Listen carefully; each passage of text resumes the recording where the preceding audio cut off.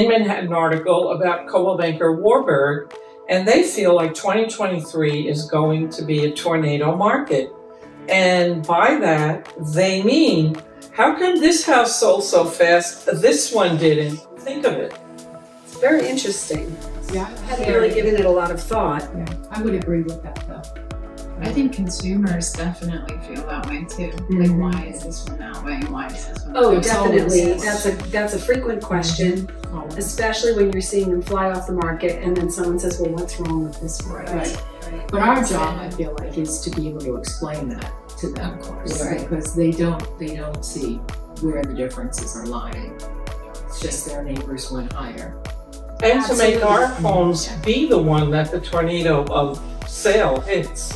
Absolutely. Hope makes an Yeah. excellent point because I think, especially within neighborhoods, you have people making direct comparisons. Well, the Right. Joneses or the Smiths sold for this, so shouldn't my home sell for the same? Right. Maybe the upgrades weren't there, who knows? right? Absolutely. Well, Buyers who are just not even asking about some of the new listings, and then there's 4 or 5 of my buyers who want to see the same property. Do you believe the price also matters? For example, if there's a certain bracket, some families, even if they're looking at that particular type of a home, would not want to touch that price point? I do. I think that what happens though is the longer you've been looking, and I have some buyers I've been working with for coming up on 2 years, you start to broaden your horizon. we have a lot of high earners here, but I wouldn't exactly say they're cash rich, although many can afford to waive appraisals. So it's much easier to throw everything into a mortgage and pay one price than to close on a home, have your down payment, and then have to put $150,000 of cash that no one's too eager to give you.